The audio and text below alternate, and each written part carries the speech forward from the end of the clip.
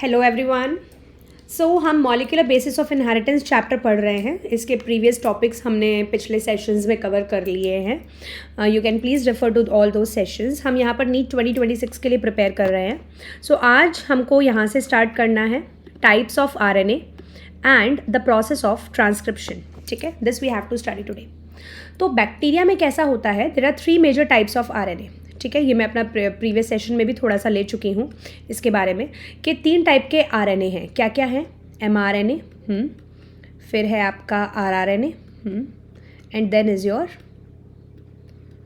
tRNA। ठीक है, तो mRNA is messenger RNA, tRNA is transfer RNA and rRNA is the ribosomal RNA. तो ये जो तीनों टाइप के आरएनए हैं, ठीक है, needed to synthesize a protein in a cell, है ना। इन तीनों की ही ज़रूरत होती है एक सेल में प्रोटीन बनाने के लिए। ठीक है, एक सेल में प्रोटीन बनाने के लिए इन तीनों की ही रिक्वायरमेंट होती है। मैसेंजर आरएनए जो है वो जेनेटिक इन्फॉर्मेशन जो है डीएनए में उसको लेकर आता है। ठीक है, ribosomal RNA forms the ribosome, obviously it forms the structure of the ribosome, and tRNA is the adapter molecule जो कि अपने साथ अमीनो एसिड लेकर आता है at the time of translation. Right ना, ये मैंने पिछले सेशन में पढ़ा ही दिया है। फॉर मोर सच इन्फॉर्मेशन आप मेरे पिछले सेशन को देख सकते हैं अबाउट दीज ऑल आरएनएज। तो mRNA क्या है? ये एक टेम्पलेट प्रोवाइड करता है, provides the template. tRNA brings amino acids, जैसा कि मैंने बताया है ना, अमीनो एसिड्स लेकर आता है और वो जेनेटिक कोड को रीड करता है।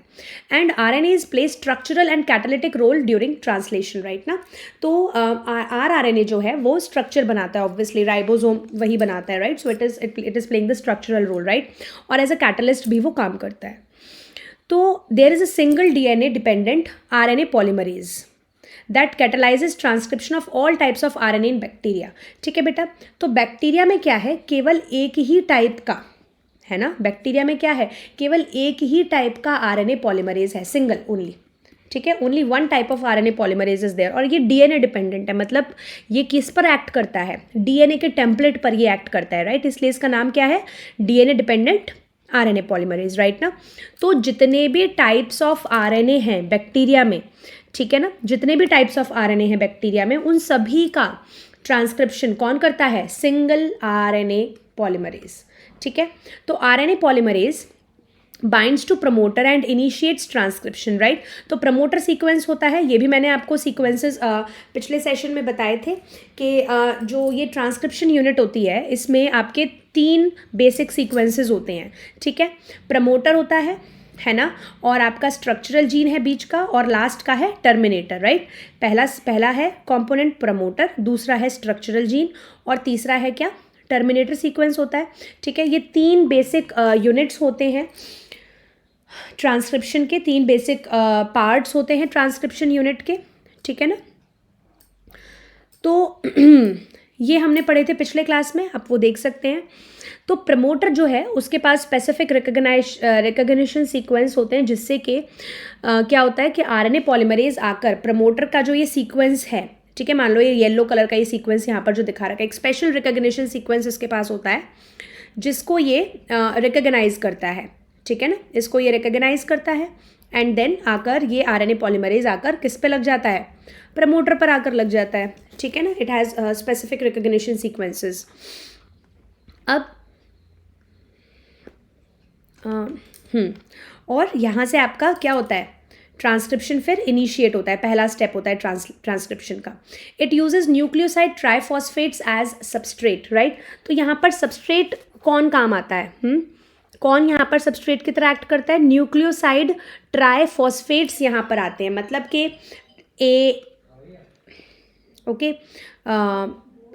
ये आपका एडिनोसिन ट्राइफॉस्फेट, राइट ना, ग्वेनोसिन ट्राइफॉस्फेट, साइटोसिन ट्राइफॉस्फेट, ये सब यहाँ पर आके लगते हैं, and polymerise in a template dependent fashion following the rule of complementarity.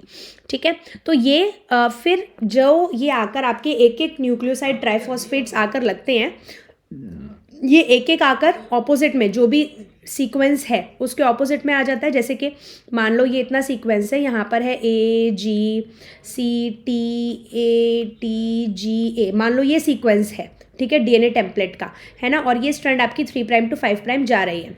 ठीक है, तो आरएनए पॉलीमरेज एंजाइम आया, आरएनए पॉलीमरेज एंजाइम क्या है, ये प्रमोटर सीक्वेंस पर आकर लग जाता है, ठीक है। आरएनए पॉलीमरेज आया, प्रमोटर सीक्वेंस पर आकर लग गया, ठीक है। अब ये क्या करेगा, ये एक एक न्यूक्लियोसाइड लाएगा और इसके ऑपोजिट में ये लगा देगा। कैसे लगाएगा, ए के ऑपोजिट में क्या आकर लगेगा, यू, ठीक है। फिर जी के ऑपोजिट में सी, फिर इसके ऑपोजिट में जी, फिर इसके ऑपोजिट में ए, फिर यू, फिर ए, फिर सी, फिर यू, राइट ना। तो ये काम आपका कैसे बनेगा, ये आपका 5' to 3' डायरेक्शन में जाएगा। टेम्पलेट डिपेंडेंट फैशन है ये, है ना। This is the template.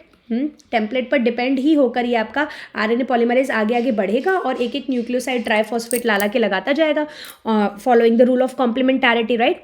And polymerize, ये पॉलीमर बन रहा है। पॉलीमर मतलब कि इट्स अ न्यूक्लियोसाइड्स, है ना। ये जो न्यूक्लियोटाइड्स हैं इनका एक लंबा स्ट्रक्चर बन रहा है, राइट। बहुत सारे न्यूक्लियोटाइड्स है, 1 2 3 आप देख रहे हो, तो it's a polymerize, right. Polymer ये बन रहा है। तो पॉलीमराइज ये करता है टेम्पलेट डिपेंडेंट फैशन में। मतलब क्या है टेम्पलेट, जो ये है डीएनए का सीक्वेंस है, that is the template, right ना, जो कि रूल ऑफ कॉम्प्लीमेंटारिटी को फॉलो कर रहा है। It somehow also facilitates opening of the helix and continues elongation, right.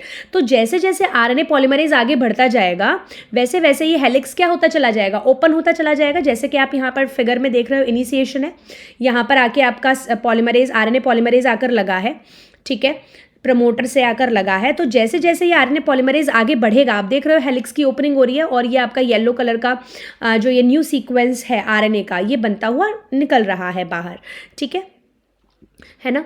तो देखो अब आगे क्या है, only a short stretch of RNA remains bound to the enzyme. तो जैसा कि आपको दिख रहा है कि एंजाइम से केवल एक short stretch of RNA he bound है, बाकी तो आरएनए आपका बाहर निकल के आ गया है, ठीक है। Once the polymerase reaches the terminator region, है ना, जैसे ही ये पॉलीमरेज कहाँ पहुंच जाएगा, टर्मिनेटर रीजन पर पहुंच जाएगा, the nascent RNA falls off. तो ये जो नेसेंट आरएनए है इसी को बोल रहे हैं आप नेसेंट आरएनए, ठीक है। This is only, this yellow coloured is only the, ये क्या है, ये जो येलो कलर्ड है यही क्या है, ये है आपका नेसेंट आरएनए, राइट। ये फॉल ऑफ हो जाता है ना। So also the RNA polymerase भी अपना अलग चला जाएगा, आपको यहाँ पर दिख ही रहा है ना बेटा। So this results in termination of transcription. इससे क्या होगा, ऑब्वियसली आपका ट्रांसक्रिप्शन टर्मिनेट हो जाएगा, रुक जाएगा। And intriguing question is that how is the RNA polymerase able to catalyse all the 3 steps which are initiation, elongation and termination, right. अब बात यह आती है कि कैसे आरएनए पॉलीमरेज अकेला ये तीनों स्टेप्स कर सकता है। इनिशिएशन भी यही कर रहा है, इलोंगेशन भी यही कर रहा है और टर्मिनेशन भी यही कर रहा है। तो RNA polymerase is only capable of catalysing the process of elongation, right ना। तो आरएनए पॉलीमरेज बेसिकली किसका काम कर रहा है, ये आपको ध्यान रखना है। आरएनए पॉलीमरेज बेसिकली काम कर रहा है इलोंगेशन का ही, ठीक है ना, ठीक है। ये बेसिकली काम किसका कर रहा है, इलोंगेशन का ये काम कर रहा है, ठीक है। ये associates transiently with initiation factor and termination factor rho to initiate and terminate the transcription, right. तो ये क्या होता है, at the time of initiation, right ना, आरएनए पॉलीमरेज के साथ क्या एसोसिएटेड होता है, सिग्मा फैक्टर। यही सिग्मा फैक्टर क्या है, ये रिकॉग्नाइज करता है प्रमोटर को, है ना। यही सिग्मा फैक्टर क्या है, सिग्मा फैक्टर ही रिकॉग्नाइज करता है किसको, रिकॉग्निशन सीक्वेंस को, है ना।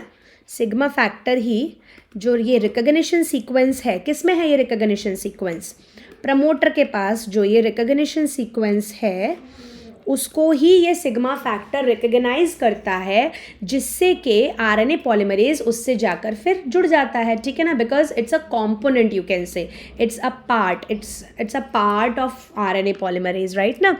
इसलिए ये आकर, क्योंकि सिग्मा फैक्टर ने रिकॉग्नाइज किया तो पूरा का पूरा आरएनए पॉलीमरेज आकर प्रमोटर पर लग गया और आरएनए पॉलीमरेज फिर इलोंगेशन का काम कर रहा है।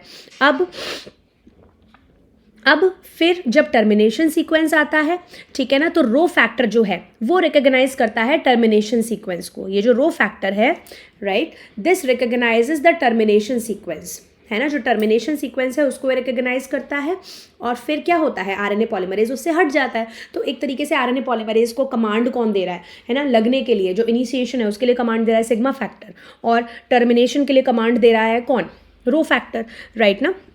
So association with these factors alter the specificity of the RNA polymerase to either initiation or to either initiate or terminate, right ना. तो इन फैक्टर्स का जो एसोसिएशन है ना, ये जो फैक्टर्स हैं sigma factor and rho factor, ये जो आकर आरएनए पॉलीमरेज से एसोसिएट होते हैं तो ये इसको या तो इनिशिएट करवाते हैं या फिर टर्मिनेट करवाते हैं, ठीक है. अब बैक्टीरिया में कैसा है, since the mRNA does not require any processing to become active, है ना. क्यों बैक्टीरिया में कोई भी प्रोसेसिंग नहीं चाहिए एमआरएनए के लिए, क्योंकि उसके पास नॉन कोडिंग सीक्वेंसेस है ही नहीं, है ना. बैक्टीरिया के पास केवल और केवल क्या है, आपके कोडिंग सीक्वेंसेस ही तो हैं, ठीक है ना. बैक्टीरिया के पास क्या है, केवल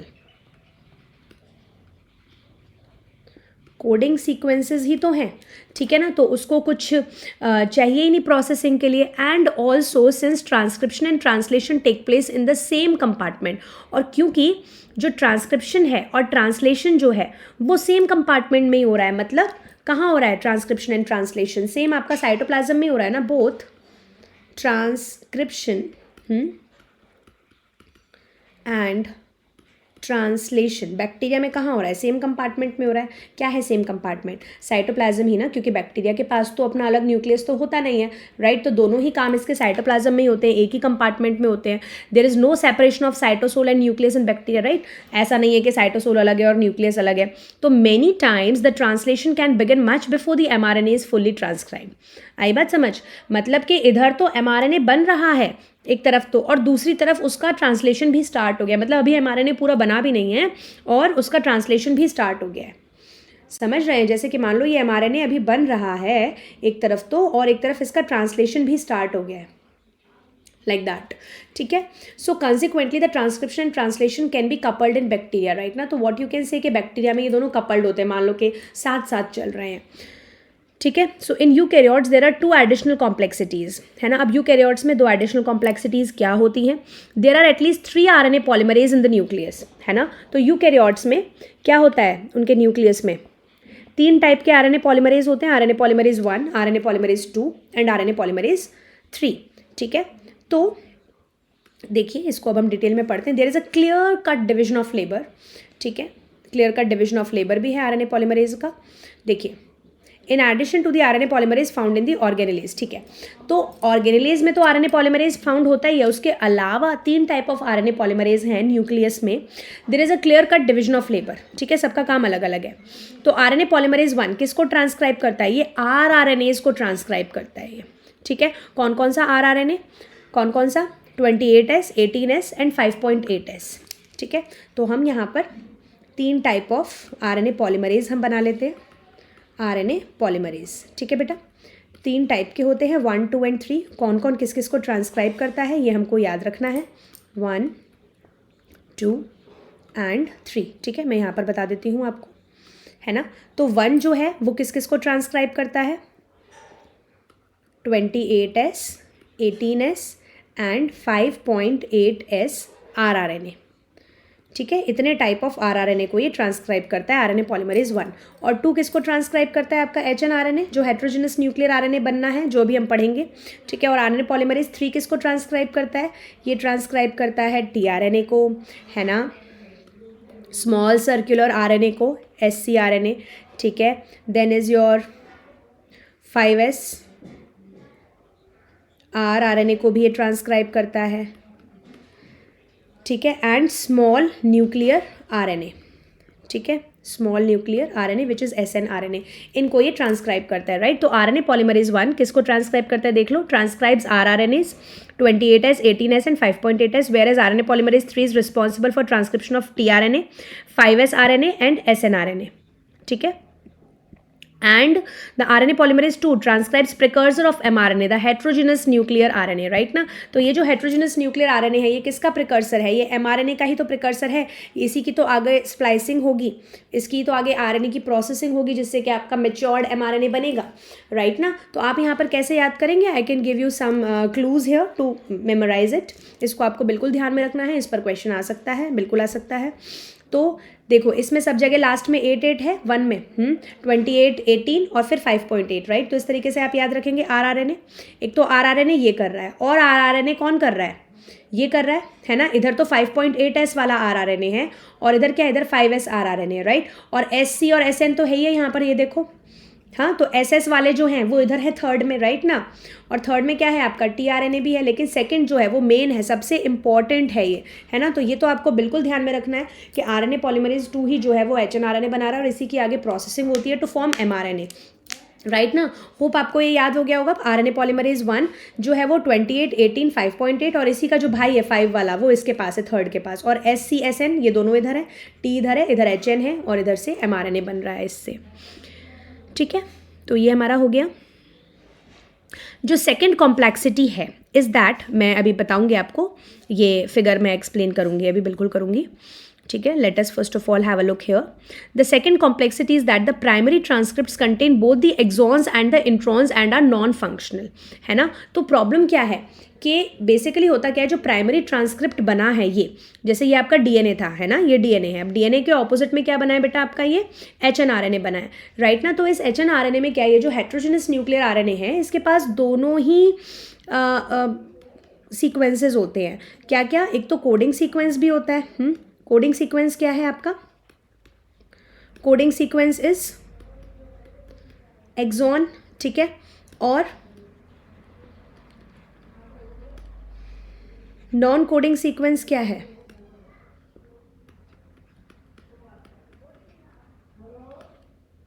इंट्रॉन्स, ठीक है। Introns are the non coding sequences. तो इसके पास दोनों ही हैं HNRNA के पास, है ना। आप देख रहे हैं यहाँ पर ये ऑरेंज कलर का इंट्रॉन है और ये येलो कलर से यहाँ पे एक्सॉन दिखा रखा है। तो क्योंकि इसके पास दोनों हैं, अब दोनों हैं तो नॉन कोडिंग सीक्वेंस को तो रख के कोई मतलब नहीं है ना। तो इसलिए क्या होना है, अब जो नॉन कोडिंग सीक्वेंस है, ये जो इंट्रॉन है इसको निकालना है बाहर, इसकी कटिंग करके इसको बाहर निकालना है, इसी की स्प्लाइसिंग करनी है, ठीक है। तो उसके लिए एक प्रोसेस है, एक कॉम्प्लेक्स प्रोसेस है जिसको आप RNA स्प्लाइसिंग बोलते हैं और आप उसको RNA प्रोसेसिंग भी बोलते हैं। ये काम कैसे होता है, लेट्स हैव अ लुक।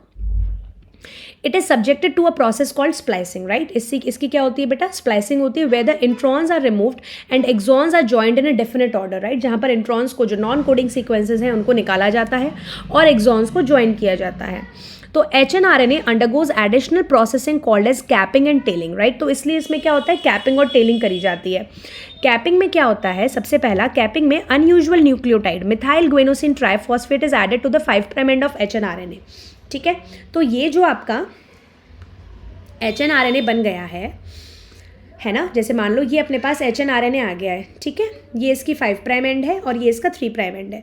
तो 5' एंड पर, ठीक है, 7 मिथाइलेटेड ग्वेनोसिन ट्राइफॉस्फेट यहाँ पर आकर लगता है। कैपिंग में क्या, एक अनयूजुअल न्यूक्लियोटाइड आकर लगता है, क्या, मिथाइल ग्वेनोसिन ट्राइफॉस्फेट, ठीक है। इसको आप और अच्छे से 7 मिथाइलेटेड ग्वेनोसिन ट्राइफॉस्फेट आप इसको बोल सकते हैं। ये 5' एंड पर आकर लगता है, तो इसको आप क्या बोलते हो बेटा, इसको आप बोलते हो कैपिंग, ठीक है। और टेलिंग में क्या होता है, adenylate residues 2 to 300 are added at 3' end in a template independent manner, ठीक है। यहाँ पर 200 से 300, ठीक है, एडेनाइलेट रेसिड्यूज यहाँ आकर लग जाते हैं, 3' एंड पर आकर लग जाते हैं, ठीक है। It is the fully processed HNRNA, है ना। तो ये क्या है, ये फुल्ली प्रोसेस्ड HNRNA है। Now the now called mRNA, right. अब इसमें क्या है, एक्सॉन है, इंट्रॉन है, एक्सॉन है, इंट्रॉन है, एक्सॉन है, इंट्रॉन है, ठीक है ना। तो अब फिर इसकी प्रोसेसिंग होती है। इसमें क्या होता है बेटा, इसमें इंट्रॉन्स को हटाया जाता है, ठीक है। कैसे होता है इसमें, देखिए, सबसे पहला तो हमने पढ़ लिया क्या, इसमें सबसे पहले आपकी कैपिंग होती है ना, addition of methyl guanosine triphosphate होता है यहाँ पर, ठीक है। और इसका जो एडिशन हो रहा है मिथाइलेटेड ग्वेनोसिन ट्राइफॉस्फेट का, ठीक है, इसको कौन आकर लगा रहा है यहाँ पर, एक एंजाइम का नाम है ग्वेनाइल ट्रांसफरेज एंजाइम, ठीक है। ग्वेनाइल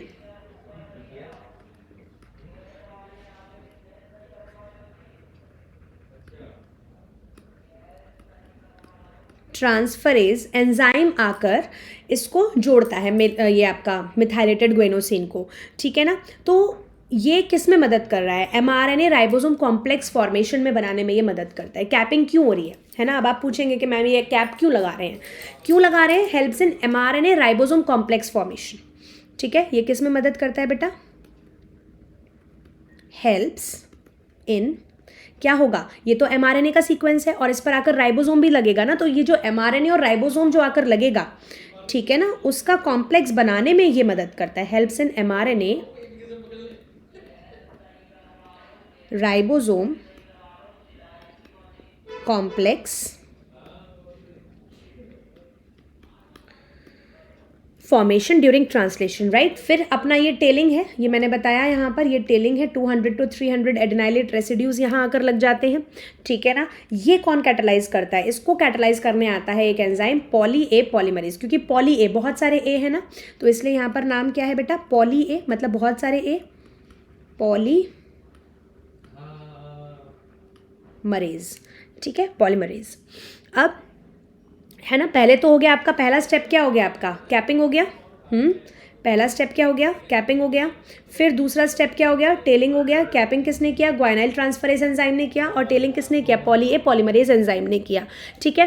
अब क्या होगा, इंट्रॉन्स को रिमूव किया जाएगा और एक्सॉन्स को ज्वाइन किया जाएगा, ठीक है। तो बेसिकली इसमें होता कैसे है बेटा कि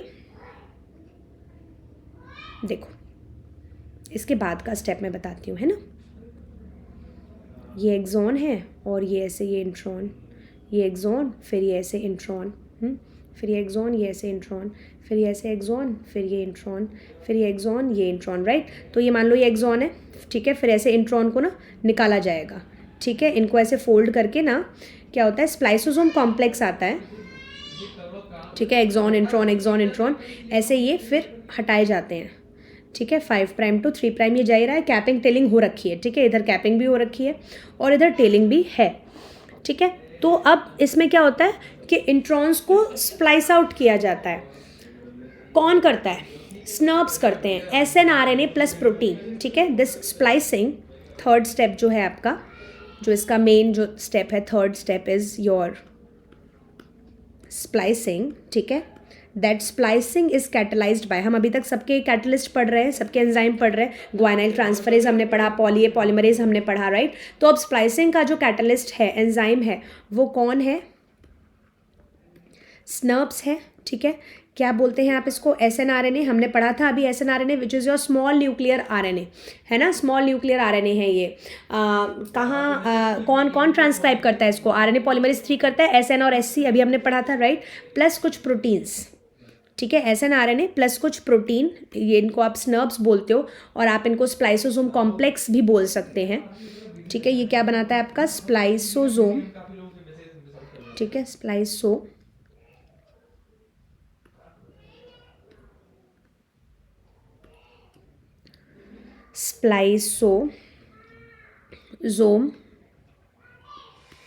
कॉम्प्लेक्स भी आप इसको बोल सकते हैं, ठीक है ना। ये बनाता है ये, है ना। तो ये जो इंट्रॉन्स हैं, ठीक है ना, इससे निकाले जाते हैं।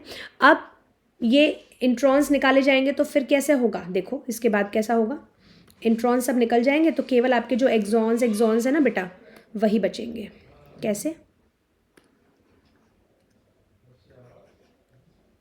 एक्सॉन देख रहे हो, इंट्रॉन सब हट गए, ठीक है। ऐसे ये इंट्रॉन हट गया, ये इंट्रॉन चला गया, ये इंट्रॉन चला गया, राइट, ये इंट्रॉन चला गया। अब जो एक्सॉन बचे ना, अब वो जुड़ जाते हैं, कौन, लाइगेज एंजाइम आता है, ठीक है।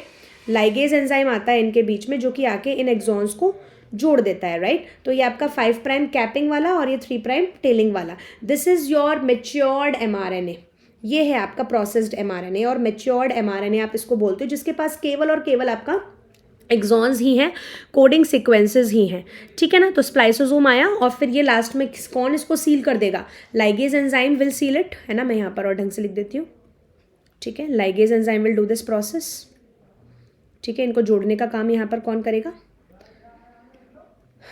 लाइगेज एंजाइम इसको जोड़ने का काम करेगा, ठीक है। And the introns will be spliced out, ये आप देख रहे हो, ये क्या हो गए आपके, ये स्प्लाइस्ड आउट हो गए हैं ये इंट्रॉन्स, ठीक है। So this is your fully processed matured mRNA you can say, right. तो it is fully processed hnRNA आपके पास आ गया, now called mRNA, that is transported out of the nucleus for translation, right. अब ये जो mRNA बना है, अब ये बाहर जाएगा, न्यूक्लियस के बाहर जाएगा, कहाँ जाएगा, अब ये साइटोप्लाज्म में जाएगा आगे ट्रांसलेशन के लिए, ठीक है। The significance of such complexities is now beginning to be understood. The split gene arrangements represent probably an ancient feature of the genome. तो ये क्या है, ये एक्सॉन इंट्रॉन, ये क्या, ये स्प्लिट जीन अरेंजमेंट है, मतलब कि जीन्स जो हैं वो स्प्लिटेड मैनर में है ना, एक्सॉन्स एक साथ नहीं है, अलग अलग स्प्लिट हैं, ठीक है ना। तो ये एक बहुत ही पुराना फीचर है जीनोम का। The presence of introns is reminiscent of antiquity and the process of splicing represents the dominance of RNA world, right. तो ये रेमिनिसेंट है एंटिक्विटी का, मतलब कि ये जो एक्सॉन इंट्रॉन है ये और किस में पाए जाते हैं आपके, आर्की बैक्टीरिया में पाया जाता है, ठीक है। एक तो ये आपका जो सबसे पहले प्रिमिटिव बैक्टीरिया जो आए, ठीक है ना, तो ये उसके रेमिनिसेंट है, मतलब रिमेन्स हैं, जो हमारा पुराना एंटिक्विटी है, जो हमारा सबसे पुराना बैक्टीरिया है, Archie bacteria, right. Antiquity is the सबसे पुराना जो हमारा लाइफ फॉर्म है, विच इज़ आर्की बैक्टीरिया, उसका रेमिनिसेंट है, उसका क्या कहते हैं, रिमेन्स हैं उसका, ठीक है ना। और एक तो ये आर्की बैक्टीरिया में होता है एंट्रॉन्स एक्सॉन इंट्रॉन एक्सॉन, और एक किस में होता है, यूकैरियोट्स में होता है, राइट। प्रोकैरियोट्स में तो ये नहीं होता है ना, प्रोकैरियोट्स में जो आपके ट्रू बैक्टीरिया हैं, यू बैक्टीरिया हैं, उनमें ये नहीं होता है, ठीक है। तो ये क्या बताता है, और ये जो स्प्लाइसिंग है ये आरएनए वर्ल्ड का डोमिनेंस बताता है कि भैया आरएनए वर्ल्ड कितना डोमिनेंट है ना, मतलब आरएनए वर्ल्ड का कितना इंपॉर्टेंस है। पहले आरएनए ही एज अ जेनेटिक मटेरियल आया था, फिर उसका म्यूटेशन हुआ, आगे एवोल्यूशन हुआ, डीएनए बना, जिससे कि फिर अब डीएनए जो है वो मैक्सिमम जेनेटिक मटेरियल है, सभी में पाया जाता है। In recent times the understanding of RNA and RNA dependent processes in the living system have assumed more importance, right. आज की डेट में आरएनए और आरएनए पे डिपेंडेंट जो प्रोसेसेस हैं लिविंग सिस्टम में, उनको ज़्यादा इंपॉर्टेंस दे दिया गया है। अब आपके दिमाग में ये क्वेश्चन आया होगा कि ये एक्सॉन्स और इंट्रॉन्स साथ साथ में हैं, इंट्रॉन्स किसी काम के नहीं है, ठीक है, किसी काम के नहीं है, तो ये हैं क्यों, जब इनको स्प्लाइस आउट ही करना है तो ये हमारे डीएनए में है ही क्यों, जबकि यूकैरियोट्स जो हैं वो एडवांस्ड ऑर्गेनिजम्स हैं, तो क्यों नहीं ये हटे उनमें से, है ना, क्यों नहीं इसमें एवोल्यूशन आया, ठीक है।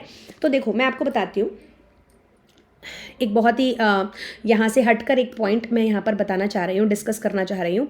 डीएनए में आपके दो टाइप के सीक्वेंसेस होते हैं, एक तो होता है आपका कोडिंग सीक्वेंस, ठीक है, और दूसरा होता है आपका नॉन कोडिंग सीक्वेंस, ठीक है। तो जो कोडिंग सीक्वेंस है, कोडिंग सीक्वेंस क्या है, exon is the coding sequence and non coding sequence क्या है, intron is the non coding sequence, right. तो ये कितने परसेंट होते हैं, नॉन कोडिंग सीक्वेंस जो होते हैं वो आपके होते हैं अराउंड 98%, ठीक है। कितने होते हैं ये, 98% अराउंड होते हैं, ठीक है। और ये कितने होते हैं, less than 2% you can say, right, is something more than 98 and something less than 2%।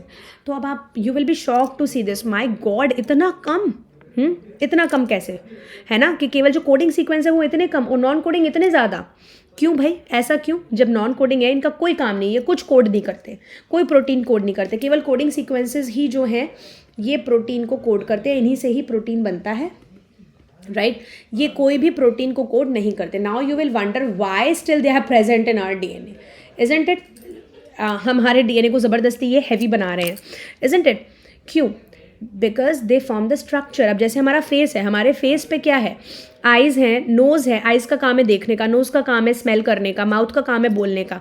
अब बाकी जो और काम है, जो हमारे चीक्स हैं, हमारा फोरहेड है, जो हमारा पूरा फेस है, चिन है, क्या उनका कोई और स्पेसिफिक काम है, नहीं, ये क्या एक शेप दे रहा है ना। हमारे जो आइज़, नोज़ और माउथ हैं, जो हमारे मेन सेंस ऑर्गन्स हैं, उनको क्या दे रहा है, एक प्रॉपर शेप प्रोवाइड कर रहा है, ठीक है। तो it is just for the shape, it maintains the structure, shape and structure बनाए रखने में ये मदद करता है, ठीक है। ये किस काम में आता है, शेप एंड स्ट्रक्चर बनाने मतलब बनाए रखता है डीएनए का, राइट ना। So that was all for today. आज हमने ट्रांसक्रिप्शन पढ़ा, transcription both in prokaryotes and eukaryotes हमने पढ़ा। So hope you all enjoyed the session and got the concepts very clearly. आपको इससे रिलेटेड अगर कोई भी क्वेरी हो रही है, you can comment below in the chat section, I will take that query in the next session. Okay then, bye bye, good day, take care.